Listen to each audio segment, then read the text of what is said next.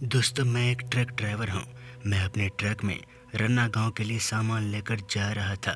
रन्ना गांव एक छोटा सा गांव है जो शहर से बहुत दूर है। मैं जल्दी पहुंचने के लिए एक शॉर्टकट ले लिया।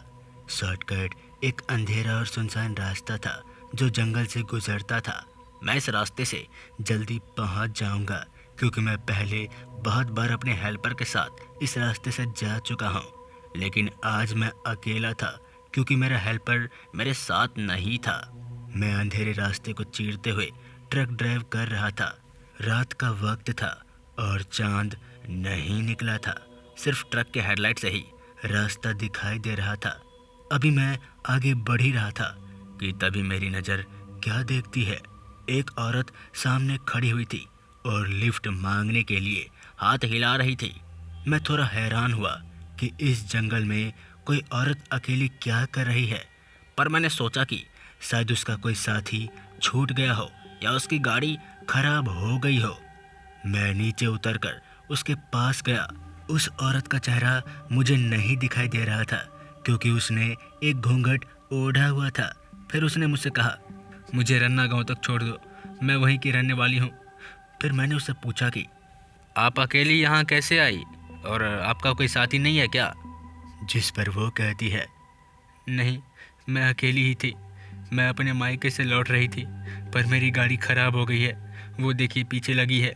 मैं बहुत देर से यहाँ खड़ी हूँ, कोई नहीं रुका। आप प्लीज़ मुझे छोड़ दो, मैं आपका बहुत आभारी रहूँगी। फिर मैंने उससे कहा, ठीक है, आप मेरे साथ चलिए। मैंने उसे अपने ट्रक में बैठने के लिए कह दिया, जिसके बाद वो ट्रक में चढ़ जाती है और मेरे बगल में बैठ जाती है। फिर मैं भी ट्रक को ड्राइव करने लगता हूँ। मैं उस औरत से बात करने की कोशिश कर रहा था पर उसने कुछ नहीं कहा। उसका चेहरा अब भी मुझे दिखाई नहीं दे रहा था। मैं बस ट्रक ड्राइव कर रहा था। तभी मैंने ट्रक के मिरर में उस औरत का खौफनाक चेहरा देखा। मैं हैरान रह गया। उस औरत का चेहरा बिल्कुल सफ़ेद था, उसकी आंखें लाल थी, उसके बाल बिखरे हुए थे और उसके मुंह से खून टपक रहा था। जिसके बाद मैं समझ गया कि ये कोई औरत नहीं, ये एक भूत है। ये एक प्यासी भूतिया औरत है जो मुझे मारना चाहती है। मैं डर से चिल्लाया और ट्रक को रोकने की कोशिश की पर ट्रक नहीं रुका। ट्रक की ब्रेक फेल हो गई थी। मैं ट्रक से बाहर कूदने की सोचा पर ट्रक की स्पीड अपने आप बहुत तेज होती गई। मैं फंस गया था। उस भूतिया औरत ने मुझे पकड़ने की कोशिश की लेकिन मैं उससे दूर रहने की कोशिश कर रहा था। दोस्तों, मैं आपको बता दूं कि मैं ट्रक में गंगा जल की बोतल हमेशा से रखता आया हूं। तो फिर क्या, मैंने उस बोतल को उठाया और उस भूतिया औरत पर छिड़क दिया। उस भूतिया औरत ने चीख मारी और जल गई। उसकी खौफनाक आवाज़ जंगल में गूंज गई। मैं गंगा जल की शक्तियों से बच गया। मैंने ट्रक को किसी तरह से रुकवाया। मैं ट्रक से उतरकर भाग गया। मैं रन्ना गांव तक पहुंचा। वहां मैंने लोगों को सब कुछ बताया।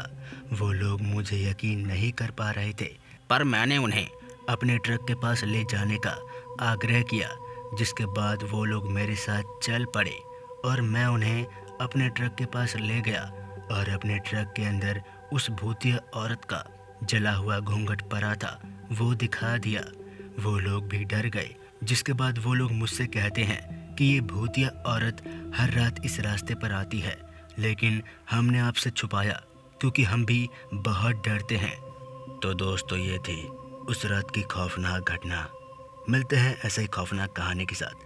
तब तक के लिए जय हिंद, जय भारत।